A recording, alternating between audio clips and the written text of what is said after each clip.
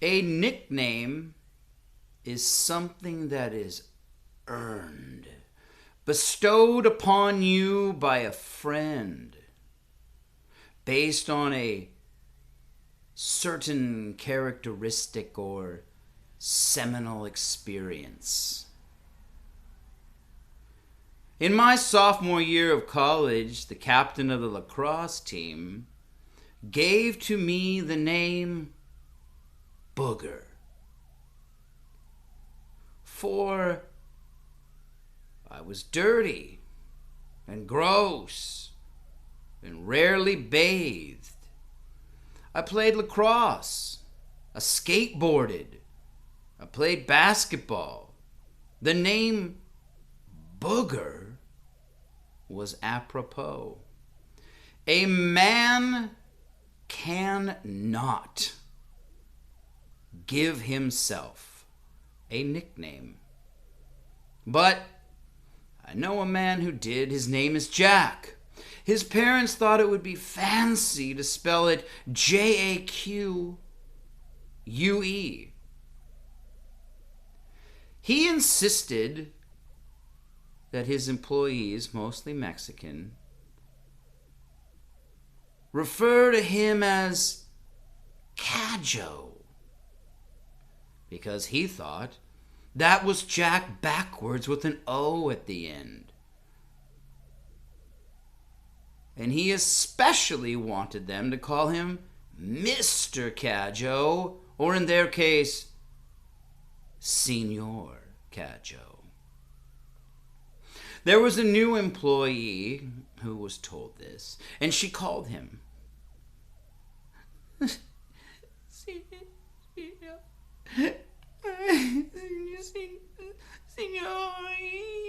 Cajo. Cajo! Cajo! Senor Cajo! Oh.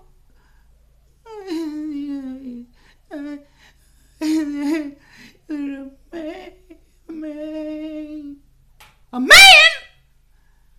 See, man.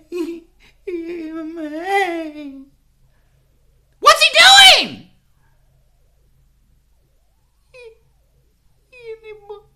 In the bushes.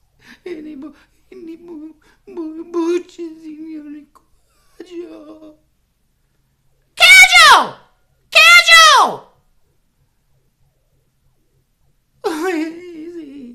In the bushes. What's he doing? No sé. In the bushes. Oh, it's scary. Stay put! Oh, sí. No es aquí. Es scary. No, no trabajo. Go on vacation! Ay, muchas gracias, señor. Ay, señor Cajo. Cajo! You see, this lady knew how to manipulate the man. I know another lady. Her name's Carmen. And she knew as well how to work the system. And she worked for a man who also gave himself a nickname. He called himself Mr. Big. Well, Mr. Big had had some surgery, some hip surgery, therefore he couldn't bathe himself. And he insisted that Carmen Sponge bathe him on a weekly basis, which she did for months. And it was awful. And finally she'd had it, and she called his wife. Senora. Senora. Yes, Carmen. Sí, Señor Grande. Señor Grande. What's wrong with Mr. Big? He's too grande. He's too grande. He's too big? Sí, es too grande por his wash. It is wash, he's grande.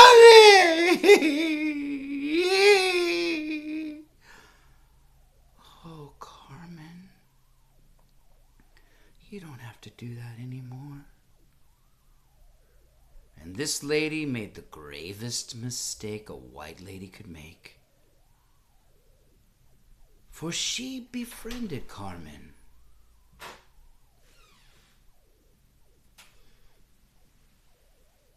And she became, as they used to say, or as they probably still do say, uppity. Yes, Carmen became entitled. In fact, one day the front door of their home burst open, and Carmen stood there wearing a red bejeweled dress. And behind her were two men dressed identically, with tiny cowboy hats off to one side, sequined bolo ties with black leather vests worn without shirts, cut-off tight jean shorts, and white cowboy boots. And the three began to move in unison.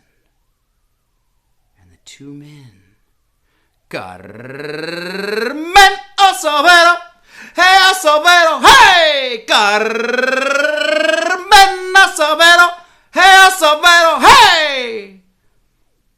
And they were dancing, and she was dancing, and Senor Grande was thrilled.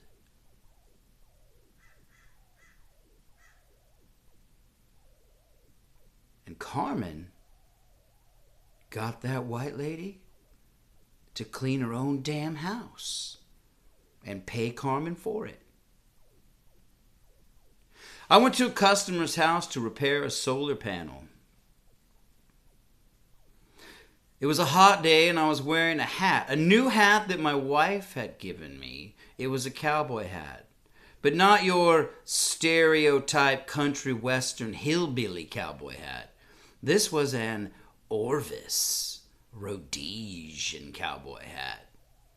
And as I walked through the backyard, the sliding glass door slid open, and out popped the head of a round lady. And she said to me, "I like your sombrero." And I said, "I bet you do. I bet you do. Sexy, chubby Mexican maid." And after I made my repairs, she and I slid into the hot tub. She was like a human beach ball. She floated over me.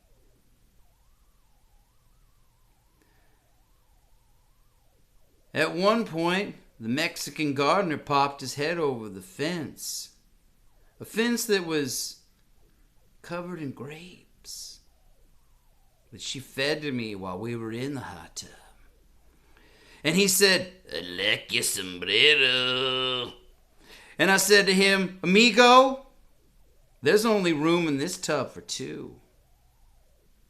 Unbeknownst to me, this sexy, chubby Mexican maid was really a lesbian. But I think she was sweet on me. And her partner had come to pick her up, and she was angry. And she had a churro in each hand, and they were warm, because she started beating me about the head and shoulders with these two churros. And the cinnamon got into my eyes and it burned. And I couldn't see and I wanted to get away from the anger. And I jumped out of that hot tub, nude. And I stumbled about the yard. I didn't know where to go, but I remembered that these people had a pond in their front yard, and I burst through the gate, and I rushed to the pond, and I got down on my knees and put my head in it, and it was cool, and it felt good. And something else was in it. Tadpoles. Thousands of little tadpoles, and they felt nice, swimming against the skin, cleansing my eyes of cinnamon and sugar. And I thought, well, I didn't finish what I started in the hot tub, so I got in that pond. And them little tadpoles worked their magic.